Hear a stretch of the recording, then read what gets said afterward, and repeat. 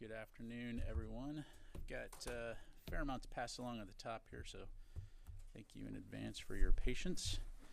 As you all know, on January 8th, the Secretary of Defense's Chief of Staff directed the department's Performance Improvement Officer and Director of Administration and Management to conduct a 30-day review to identify the relevant facts and circumstances related to Secretary Austin's hospitalization January 1 through 5, to evaluate the processes and procedures through which the Deputy Secretary of Defense was notified that she would carry out the functions and duties of the Secretary of Defense, and to recommend process improvements.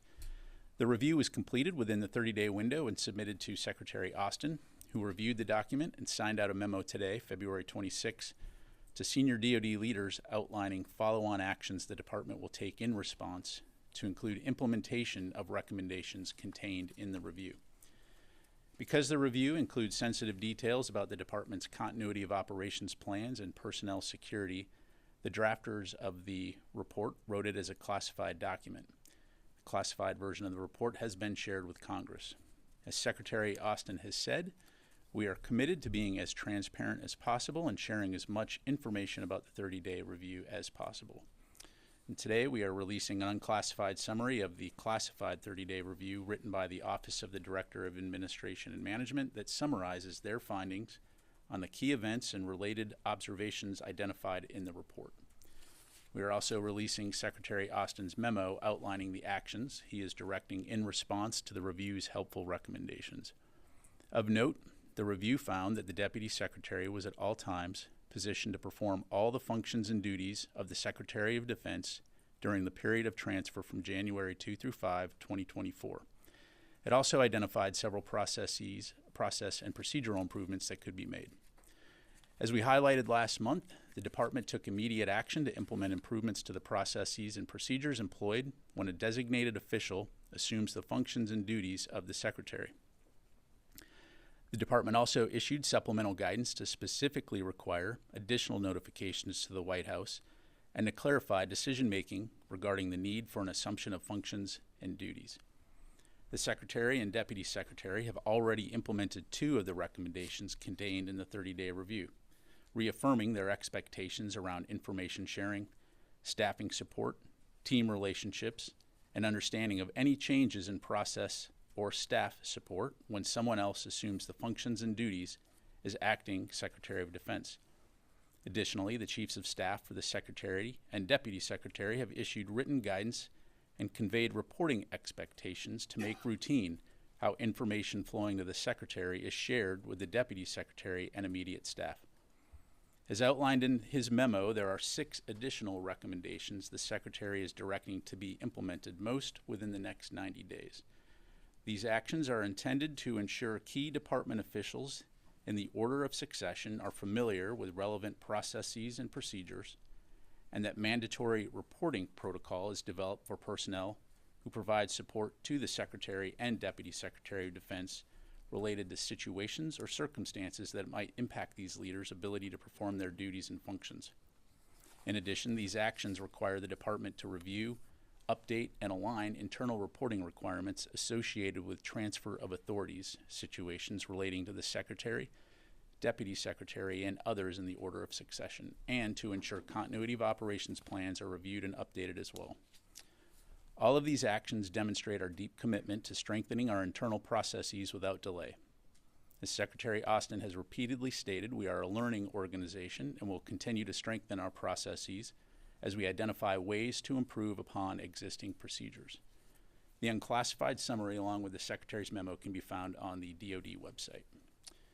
Finally, in support of multinational efforts to defend the lives of international mariners and restore freedom of navigation in the Red Sea and surrounding waterways, the militaries of the United States and the United Kingdom, with support from Australia, Bahrain, Canada, Denmark, the Netherlands, and New Zealand, conducted strikes February 23 against military targets and Houthi-controlled areas in Yemen.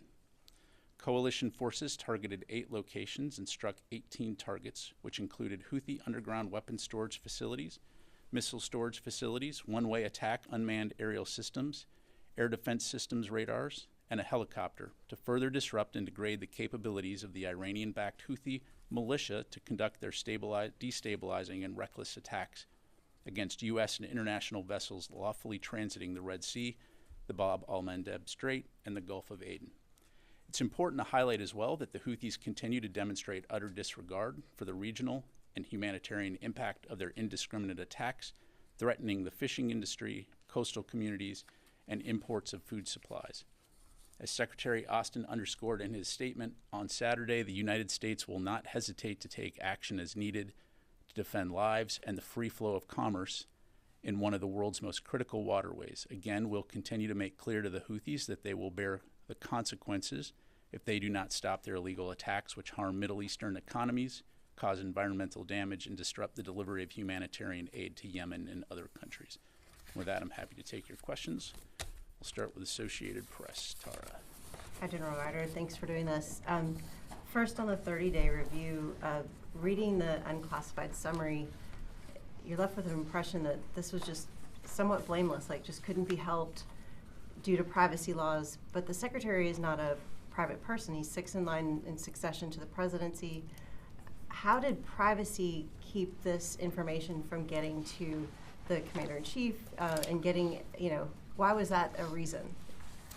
Well, Tara, as the Secretary has said, the buck stops with him, and he's taken responsibility for not notifying the President and the White House sooner. And the review is also clear that there can be more guidance for how determinations are made, executed, and communicated. But again, as the Office of the Director of Administration and Management conducted this review, they found nothing during the review that demonstrated any indication of ill intent or attempt to obfuscate by the individuals involved. So as you saw us do very quickly, we took some immediate steps to ensure that there were actions taken to improve communication with organizations such as the White House and the President. And you saw us demonstrate that most recently when the Secretary visited Walter Reed on February 11. Okay. Secondly, yesterday an active duty service member set himself on fire in front of the Israeli embassy in protest of U.S. support for Israel's operations in Gaza. Has the Secretary been briefed on Airman Bushnell, and is he concerned that maybe this airman's actions may indicate that there's a bigger issue within the military as far as U.S. support for this ongoing operation? Yeah, so the Secretary is following the situation. I know the Air Force has confirmed the airman's death. They do plan to provide additional information 24 hours after next of kin notifications are complete. It certainly is a tragic event. We do extend our condolences to the airman's family. In terms of the incident itself, Tara, as you know, the D.C. Metropolitan Police Department has the lead for responding to questions about that incident. So anything on that, I'd have to refer you to them. But is the Secretary concerned that this might indicate that there's a deeper issue, maybe the U.S. military personnel being concerned about how weapons and support for Israel is being used on civilians in Gaza? Well, look, from a Department of Defense standpoint, since Hamas's brutal attacks on October 7th, we've been focused on the four key areas that the Secretary set out from the onset. That's protecting U.S. forces and citizens in the region, supporting Israel's inherent right to defend itself from terrorist attacks, working closely with Israel to support and secure the release of hostages from Hamas, and ensuring that the conflict between Hamas and Israel doesn't escalate into a broader regional conflict. And so those objectives are what continue to inform our approach to the situation in the Middle East. And as we've talked about before, while our support for Israel's inherent right to defend itself is ironclad, we've also continued to actively communicate our expectations that Israel take civilian safety and humanitarian assistance into account into their operations. You see that incorporated into every conversation the Secretary has with his counterpart in Israel, as well as other U.S. officials. And we expect them to continue to adhere to the law of armed conflict and international humanitarian law. We'll continue to do that. Jennifer? General Ryder, what is the name of the person who conducted this investigation, and is it a political appointee? The director of the Office of Administration and Management is Jennifer Walsh, career civil servant. So her and a small team of civil servants conducted this review. But it's independent of the Defense Secretary's office? It's not the office investigating itself? Correct. Why was Secretary Hicks not told it would be a good idea to return to D.C.? Well, as we've highlighted previously, and again, the unclassified review talks about this, it was not uncommon under the procedures at the time to not include an explanation for the reason for transfer of authority. And again, as this unclassified summary highlights, the Secretary's team was faced with an unprecedented situation, and so they executed a transfer of authority in the same way that they had previously done. And I would also highlight there were several factors that came into play that the review found limited the Secretary's staff. First of all, medical privacy laws, to include HIPAA, prevented medical providers from sharing candid information with the Secretary's staff about his condition. Second, for privacy reasons, his staff were hesitant to prior share information that they did learn. And third, the Secretary's medical situation was in a state of flux. And so, for example, it wasn't clear in the beginning if this was going to be a one-day visit, a two-day visit, and so we find ourselves several days later in a situation where, again, the deputy was notified on the 4th of January. We've obviously, and as this summary highlights, realized that there was a process improvement required. We took immediate steps on January 8th to fix that. And as you saw most recently, when the Secretary went to the hospital, of course, the reason that he was transferring authorities was communicated. But in terms of HIPAA, it seems like this is a misreading of HIPAA. Did his staff not know he had been moved to the ICU on January 2nd? And how many hours was there a gap between transfer of the authority and when he was in the ICU? How many hours was there no person at the helm of the Defense Department? Yeah, there was no gap in terms of when the transfer of authorities occurred. The Secretary's team recognized that because he was being admitted into the critical care unit, and his doctor, first of all, let me back up. So on January 2nd, the Secretary's doctor recommended that the Secretary be moved into the critical care unit to receive a higher level of care. And so given the inability to provide the Secretary timely communications in that medical setting, the Secretary's aides agreed that a transfer of authorities to the Deputy Secretary was necessary. So there was never any gap in authorities or command and control. A transfer of authorities was initiated, the Deputy Secretary was notified of the transfer, and throughout the duration of the Secretary's care at Walter Reed, either the Secretary or the Deputy Secretary was at all times positioned to perform all the functions and duties of the Secretary of Defense. So again, just to underscore, the Secretary and the Deputy were fully prepared to support the President as Commander-in-Chief at all times. Thank you. David. So the way you describe that, it's the Secretary's aides making this decision to turn it over. Was the Secretary not in a condition where he could make the decision that, oh, I'm going into the critical care unit, I won't have communications, I better turn it over? Again, the Secretary's aides found themselves in an unprecedented situation, and so they, once they recognized, again, that the Secretary would not have the ability to access communications, they agreed that a transfer of authority to the Deputy Secretary was necessary. And so, again, they executed that transfer authority in accordance with the procedures that they had used previously and at the time. So they were making the decision, not the Secretary? Correct. And why wasn't the Secretary making the decision? Again, as the Secretary was admitted to the critical care unit, the aides recognized that he would not have access to secure comms. And so once there was a recognition that he was going to not have access to secure comms, they did what standard procedure at the time was, if the Secretary is not going to have access, let's go ahead and initiate a transfer of authorities, which they did to the Deputy Secretary. So again, no gap in command and control. And, you know, the bottom line here is that to get kind of what you're asking, we take civilian control of the military incredibly serious. And again, either the Secretary or the Deputy Secretary was at all times positioned to perform all functions and duties of the Secretary of Defense throughout his duration in the hospital. There was no gaps. We've obviously learned through this process and have made steps to ensure that processes and procedures are improved as outlined in the Secretary's memo. Including making the decision to transfer? He made the decision to transfer? Again, this was an unprecedented situation, and the staff was doing using the process and procedures that they have employed previously, and again, to the best of their abilities, ensuring that command and control, that there were no gaps in command and control.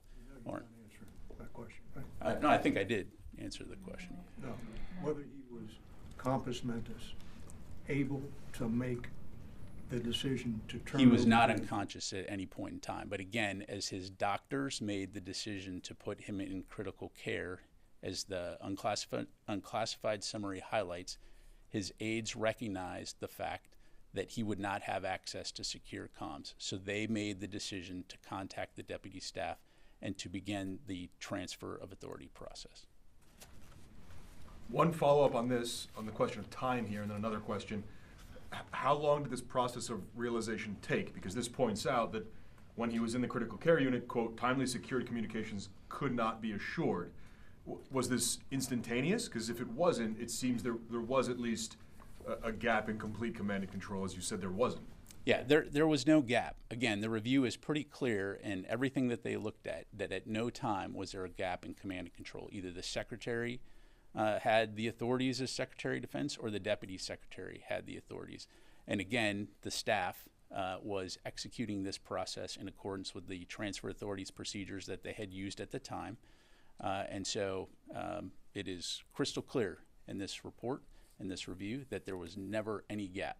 Will you be able to tell us how long between him going to critical care and the transfer of authority? I'm not going to get into a specific timeline other than there was no gap, and the review made that very clear. And then my other question was quickly, on February 1st, when the Secretary came here, he said there was no culture of secrecy, and yet, as you pointed out, this says, it's, quote, the staff were hesitant to pry or share any information that they did learn. Isn't that a culture of secrecy? Yeah, look, I'm not going to speak for why any individuals did or did not, take certain and specific actions. I think we can all agree, it is not uncommon for a natural human response when it comes to things like medical care to default to a privacy setting. But the Secretary also made clear during that press briefing that he acknowledges we could do better, that we will do better, and that his office has a responsibility to be more transparent, which is why you've seen us significantly change procedures and processes to include implementing the recommendations that have been outlined in this review. Bill.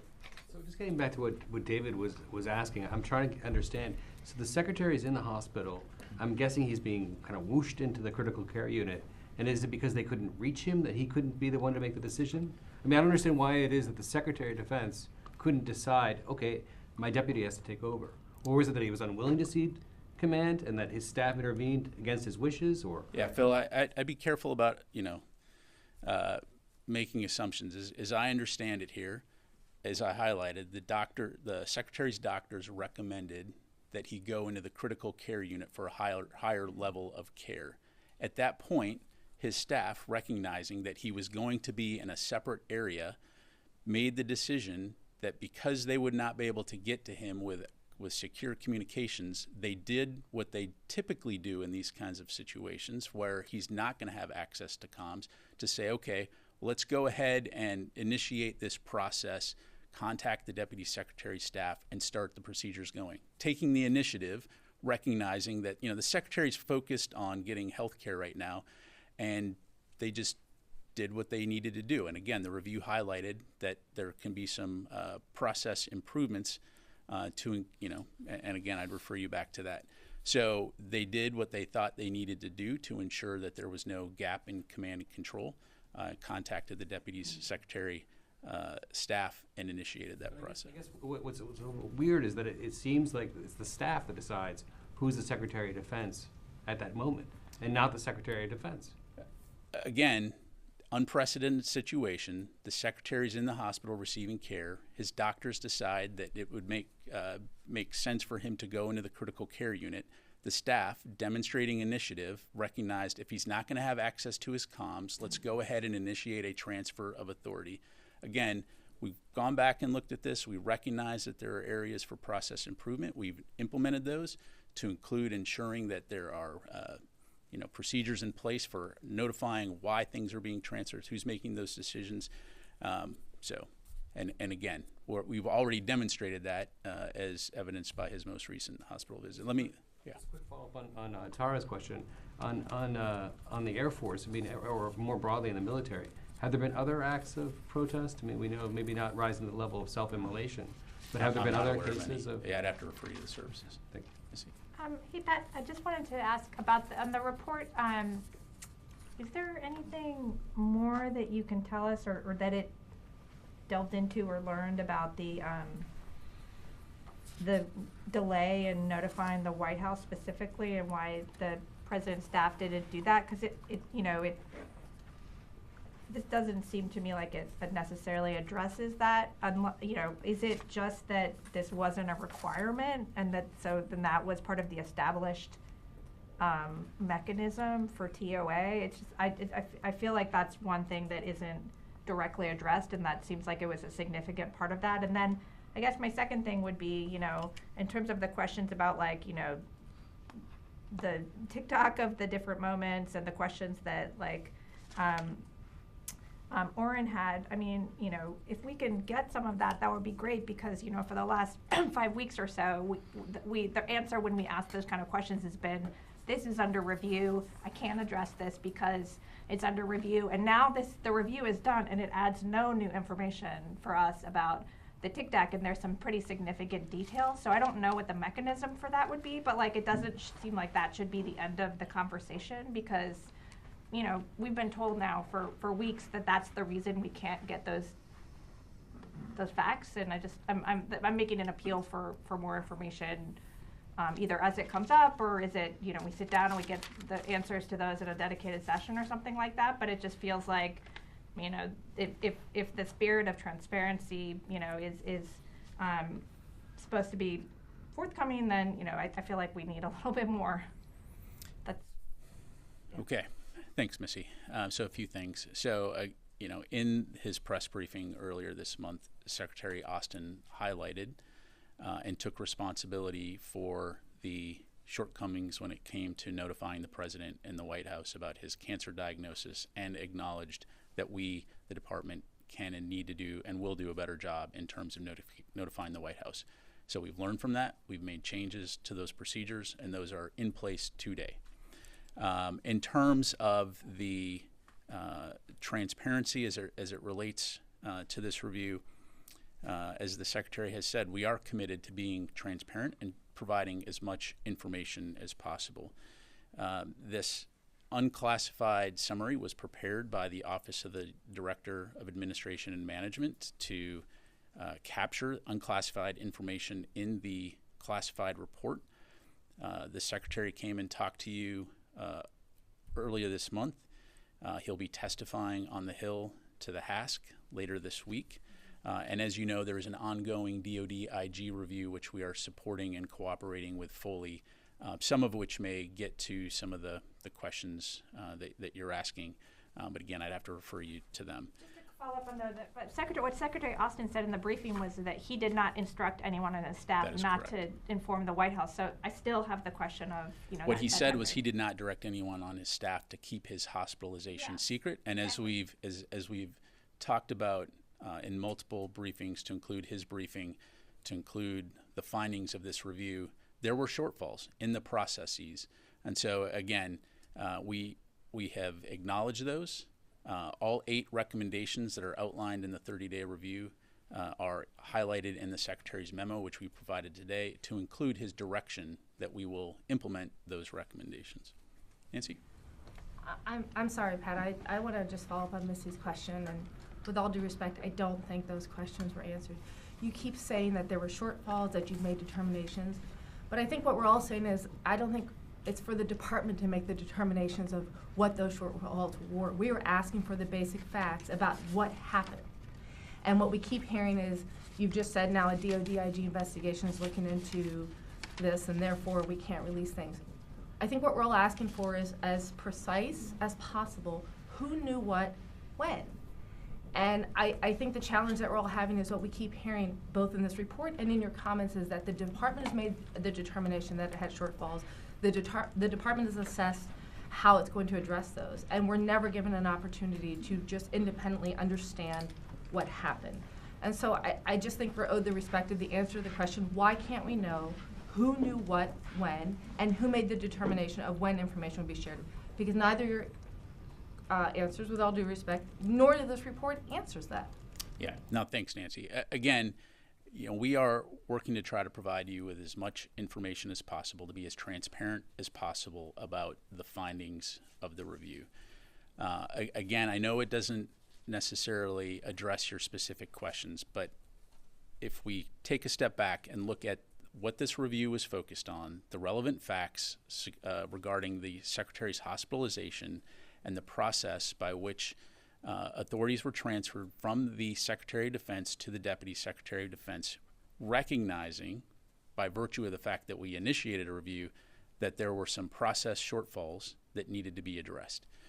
And so we have tried to provide as much information as possible about why the Secretary was hospitalized, the care that he received, the process that was taken to transfer those authorities, and to ensure that at all times there was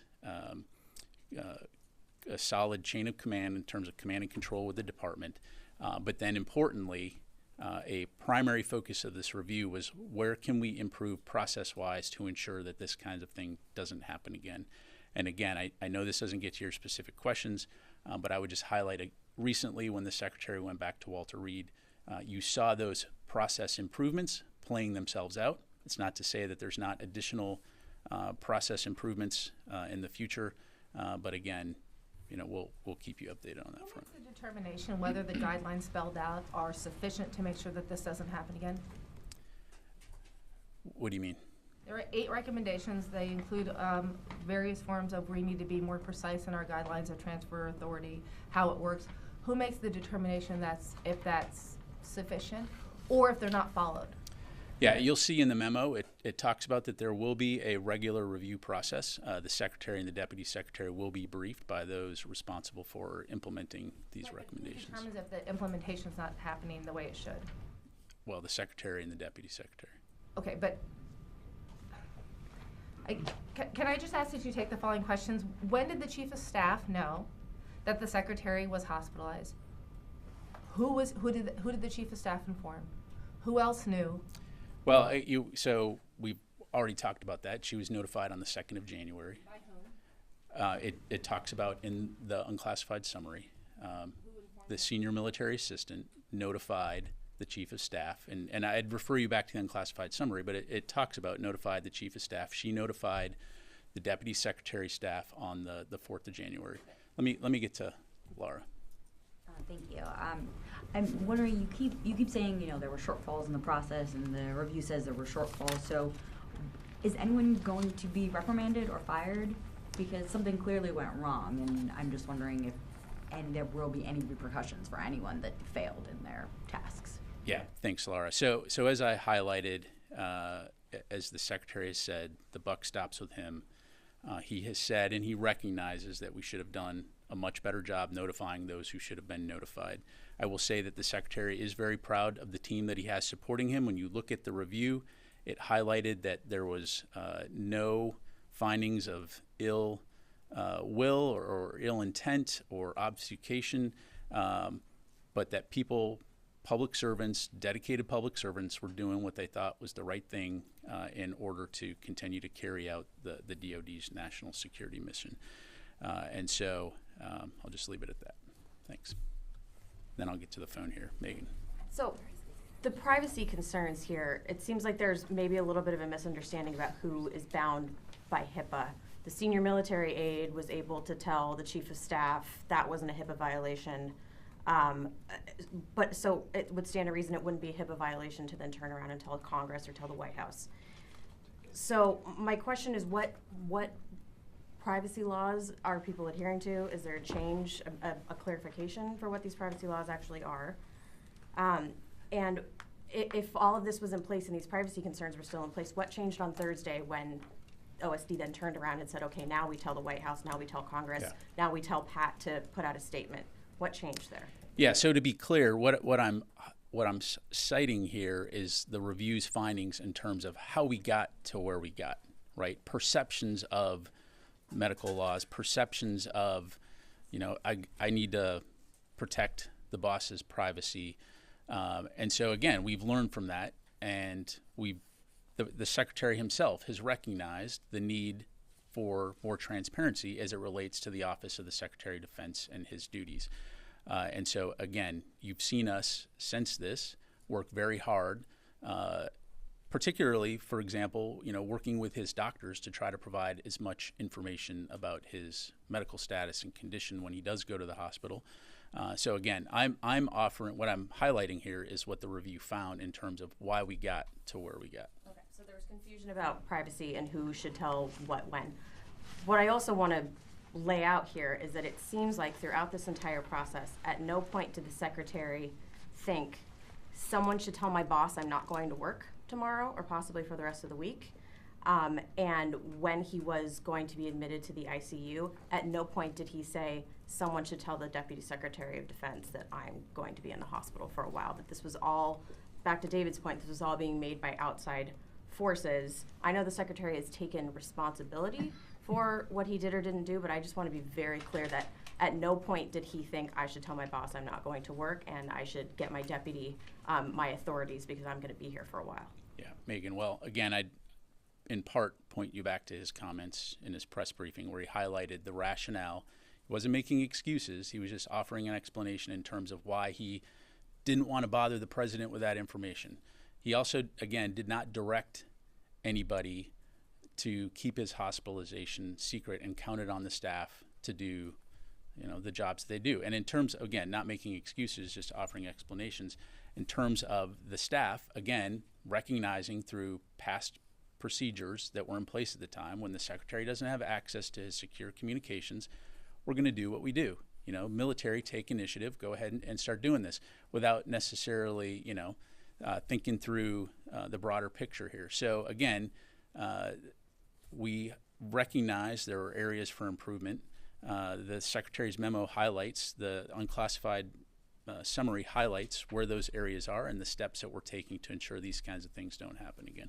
The Secretary addressed that he didn't want to share his cancer diagnosis with President Biden as not to burden him, but he didn't address that whether he thought it would make sense for him to have his staff say, hey, if you're looking for the Secretary tomorrow, President Biden, he's not here. That's different than saying he didn't want to tell him that he had cancer.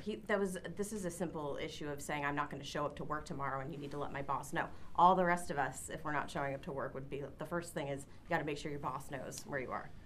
Yeah, again, look, I'd point you back to the unclassified summary that talks about some of the factors that contributed to that. Again, there was no finding of ill intent or an attempt to obfuscate. A lot of this was procedural. A lot of this was, again, recognizing that we were doing things the way we had done them. And so, we're working hard to fix that and have already taken significant action to address that. Let me get a couple on the phone here. Let me go to Jeff Schogel. Thank you. If Congress doesn't pass a spending bill by March 1st or March 8th, at what point do troops stop getting paid? And death gratuities and other benefits for service members who die, would they cease? Thank you. Yeah, thanks, Jeff. Obviously, I don't want to get into hypotheticals at this point. We'll certainly continue to work closely with Congress and hope that there is a budget passed. I'd refer you to OMB for any potential ramifications on the U.S. government. But needless to say, we will certainly hope that a budget is passed. Let me go to Courtney. When did the SMA know? Because I was under the impression that he found out. Well, I guess it's not clear in here. Do you know when he found out? Courtney, I don't have it right in front of me, but if you go back to the unclassified summary, I believe it highlights when he was notified. Unless I'm missing it. I'm seeing it here. It says the Secretary and Deputy Secretaries were team, multiple calls. Secretary's senior military assistant informed Secretary's chief of staff and chairman of the Joint Chiefs about the hospitalization and TOA. And he informed Deputy Secretary of Defense for Public Affairs, but I don't see when he was actually notified. Did he, and because we found out in the day or two after that he did not go to the hospital, that it was the junior military aide who went to the hospital with Secretary Austin, right? Courtney, what I have in the unclassified summary is what I can provide at this point. It's just, that seems like a strange, when we're finding out when other people are notified, why it's not included when he was notified. Yeah, I think the key point here is, again, we recognize procedurally, process-wise, improvements could be made, and we are taking steps and have taken steps to improve those processes and procedures. That's fair, but I think you can understand why that we still have a lot of, like, the press, we covered this, well, we still have questions about the timeline here, and with all due respect, this answers none of them. I mean, most of the information about the timeline in here we were already aware of. So I don't see. Well, again, I mean, part of this, is the fact that we have been trying to provide as much information as we can as we get it, and this unclassified summary is again an effort to try to be as transparent as possible and provide you as much information as possible. I appreciate that, but again, I think the glaring question that remains is, where was the vulnerability here? So who was the person who knew that Secretary Austin was at the hospital, had been taken by ambulance, and didn't notify whomever it is? And we still, even with this, we still don't have an answer to that. And the only thing that we know is that there were some communications personnel and security who went with him, and then fast forward to the next day when this SMA is notifying people. Yeah, again, at this point, Courtney, I'm not going to have anything to provide beyond what's in the review there. Ann. The other thing that the report doesn't mention is whether or not there was a transfer of authority December 22nd during his hospitalization, when I believe he was under anesthesia. Can you confirm that there was a transfer? There was. And we have talked about that publicly in the past. It's also included there in the review, but yes, it was. I'm assuming there is no gap in authority. Correct. And all of that. So then my other question is, there's several mentions in this and elsewhere about the secretary being online and responding to emails. Was there ever any confusion about who was making decisions when there was a transfer of authority, yet the secretary was online answering emails and working? No, when the transfer of authorities were made from the secretary to the deputy secretary, by all accounts, she's the acting Secretary of Defense during that time. So no confusion in terms of who those authorities were with. And then, of course, on the evening of January 5th, the Secretary of Defense resumed those authorities. And then one last question. Did the Deputy Secretary, ever ask why she was given the responsibilities? Well, look, again, as we've talked about, under the procedures at the time, it was not uncommon for transfer of authorities to occur without an explanation. And so, as we've highlighted before, the Deputy Secretary was not informed of the Secretary's hospitalization until January 4th. Again, we recognize that there was a process improvement to be made, and made that change right at the initiation of this review. So anytime there's a transfer of authority now, it includes an explanation as to why that transfer has happened. And so that will continue to be the process going forward. I have time for a few more. Mike. You keep saying that this is an unprecedented situation, but then you also keep saying that they did what they typically do. I mean, those don't.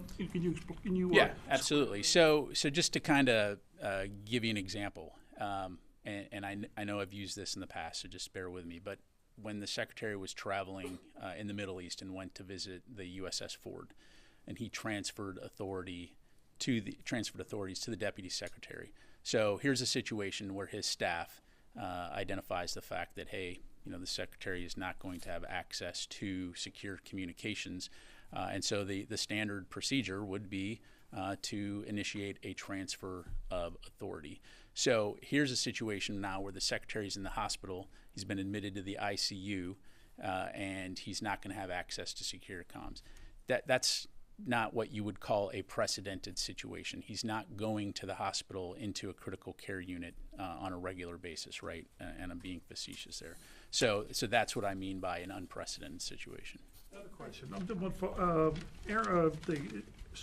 The airman Aaron Bushnell, would he be considered an extremist under the Pentagon's definition of extremism? Because I know it's been an issue for the Pentagon. And has he ever come up on the radar at all in the past? Yeah, Mike, at this point, again, like I said earlier, the Air Force has confirmed his death. I'm not able to provide additional details about this particular airman. The Air Force will, after 24 hours from next of kin notification. Again, I would just highlight that it's certainly a tragic event. And again, our condolences go to the family. That determines whether or not he's a quote-unquote extremist. I mean, this is at the Pentagon. Yeah, I'm not going to characterize the situation other than, again, it's very, very tragic. Hey, welcome back. I just want to follow up quickly on Mike's first question. In calling this unprecedented, while this particular case may not have happened, it seems surely this sort of contingency, the Secretary of Defense having to be out of pocket for any unforeseen reasons, is a predictable one. So you're saying that there is no policy, no procedures in place in such a contingency that the commander-in-chief should be informed? I'm not saying that. What I'm saying is, we certainly have processes and procedures, but this particular situation highlighted that some improvements needed to be made.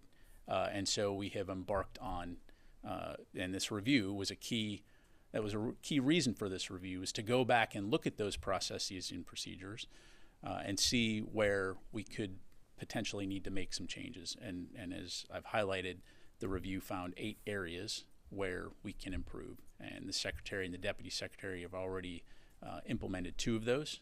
And the Secretary has directed that the other 6 recommendations be implemented. And I highlighted some of those in the topper. Thanks. Back to the unprecedented nature of this situation and that being the excuse for why people didn't do certain things. It seems to me if it was unprecedented and you have a Defense Secretary in an ICU, who was it who called down to the Deputy Defense Secretary who was on a beach in Puerto Rico and not say it might be time to come back, even without violating HIPAA and talking about what the Secretary's condition was? Why didn't anybody think to say it might be a good idea to come back, given that it was unprecedented?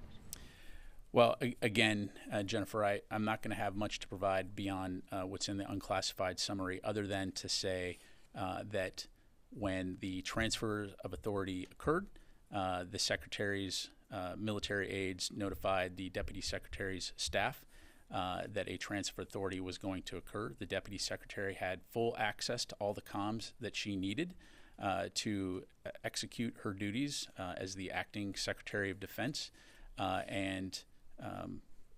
Again, I won't go over everything we've talked about in the past in terms of once she was notified about the Secretary's hospitalization, she took subsequent actions. But I think the key point here is at no time was there any gap in command and control of the Department of Defense. We've, again, as I've highlighted, learned from this experience. We've made changes already and will continue to make additional changes to ensure that we have better processes and procedures going forward. All right. Thank you very much, everybody. Appreciate it.